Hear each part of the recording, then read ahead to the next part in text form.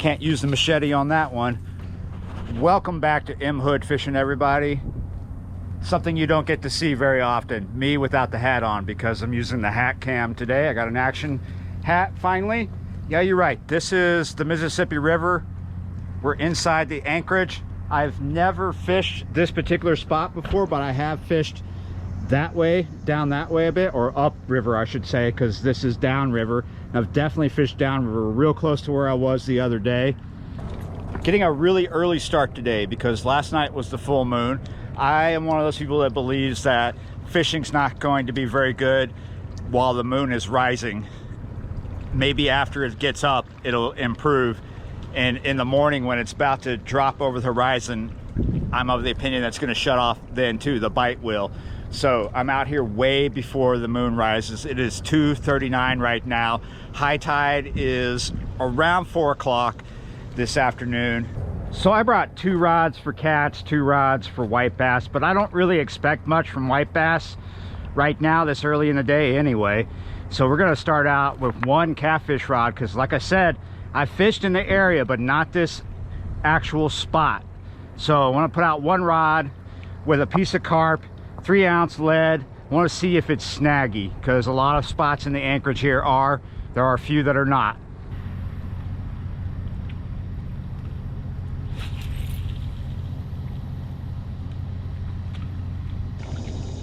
All right, we got about 20 to 4 right now. The bait's been out a good while.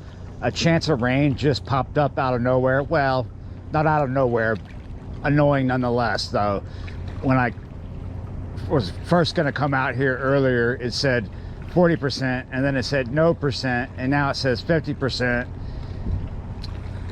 Not too surprised, but just not happy. We may or may not see the rain. Looking this way, I could easily forget about that rain chance, but it's when I turn around and look up. It's behind us.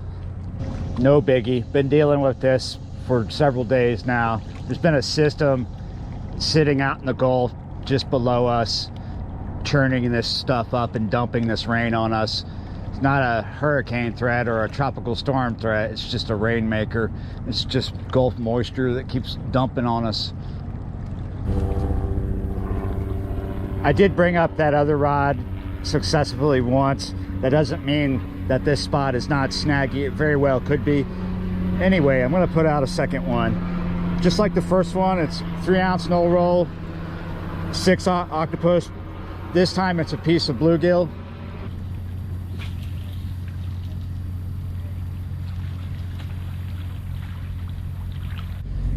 I'm trying to call this session because it's been hours and hours with just a bunch of bites, but they've all gone nowhere. We just had another one that might go nowhere. Mostly on this 1 rod. Both rods have carp on them now. All these bites do the same thing. Oh, look at this. It's a little tap tap and then a slack line, another tap tap. I've tried that gentle reel back to see if I can gently set the hook because it is a octopus style circle hook. Look at that. That's a little more serious, but are you going to be a fish?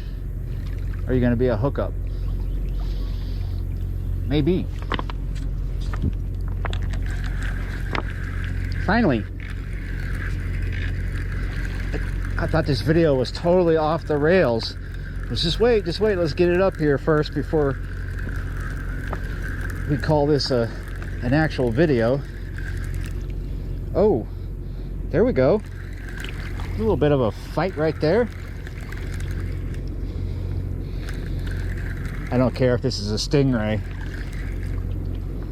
I wanted to catch a fish on this session and I thought it wasn't gonna happen. I was gonna go home crying.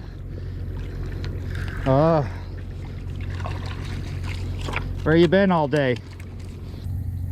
We are going to eat this because he's not too small, not too big either, but yeah, you're right. I'm not gonna just make a 1 fish video without making it a catch and cook, right? That'll make it worth it. Anyway, I kind of wanted to have all vegetables tonight so we can add some meat in there. This fish I'm thinking lemon pepper and just some olive oil or something like that. Yeah, you're right. I'm glad I break down the way I do. I never pull the rods out first off, do all these other things I got to do first, because sometimes that's how I make it happen. Just at the last minute, right as you're about to go, boom, you get what you want. The name of that ship over there, Longevity Diva. It's a new one for me. It's 7:06. Time to pull this rod up and go. First things first, we're going to make this risotto right here. It's my favorite one, broccoli and cheese. The directions on this one are super simple. All you need is 2 cups and a quarter of water and a tablespoon of butter. I'm waiting for it to boil. It's almost there. Nice rapid boil there. We're gonna just dump everything in. You need to stir this for a minute, it says on the back of the pack. There we go, that's a minute. You see it's rapidly boiling. We're going to cover it and put it down to a simmer. I'm just turning that heat down. 18 minutes covered, untouched. Just leave it there. I mean, sometimes maybe check it, but yeah, just set a timer. Timer is set. Time to do some more prep. There's not a lot of prep to what I'm gonna have for dinner tonight. Just the most intensive part is the fish. We got this too, Green Giant. I don't normally get this. It just was on sale and sounded good. This is not a boil in the bag kind of deal. I do not have a microwave, so we're just going to open it up, put it in this little saucepan, try to get all the stuff out of there. Stovetop directions for this is, yeah, take it out of the bag, add 2 tablespoons of water, and then we want to cover it and then cook it. It says 15 to 22 minutes over a medium heat. This is actually a fairly decent size gaff top for me anyway, for this meal. Not too big, not too small. Plenty, maybe even more than I can eat tonight, considering all the sides I'm making. That's it. After trimming the red meat off, that's what I have left. Like I said, a little bit of lemon pepper. That's what I was thinking earlier. That's what a little bit looks like to me. Also going to put some of this on here, shrimp seasoning. One more time to the other side. This needs to go in the fridge for a minute. This is spinach. This is olive oil.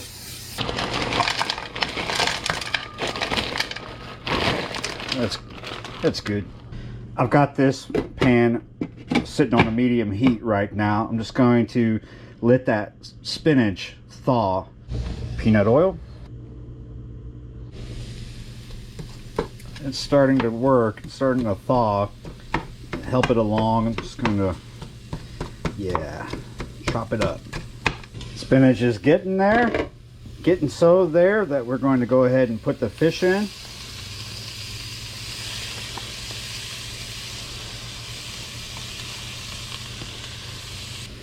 Kind of get that spinach kind of in there close for the moment. Get it off the sides of the pan. Steamy. It's all that, oh, I guess my oil is ready. Dang, son of a, moisture on the lid went into the oil. Woo, it could have been bad. This fish is just about done. I'm gonna go ahead and cover it back up. Reduce the heat a lot. Breaded squash. This is the pre-breaded. Got it at the store earlier. It sounded good. It's probably the most unhealthy thing I am eating tonight because it's deep fried. I haven't deep fried squash in a long time. Just kind of want these to go a golden brown, right?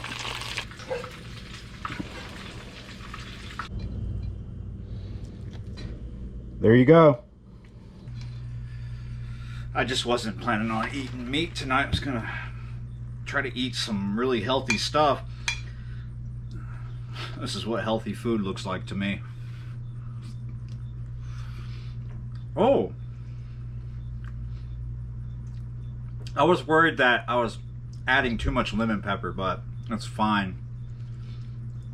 The fish is great, especially with a little bit of spinach and a bit of risotto.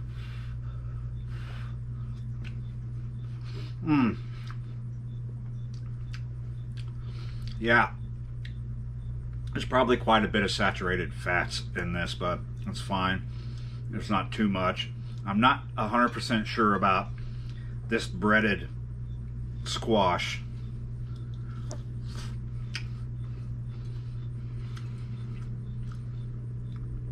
Not bad. Probably won't get that again.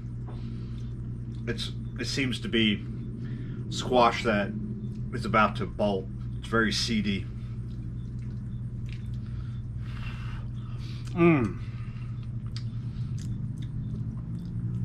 Wow. It's quite a bit of food, actually.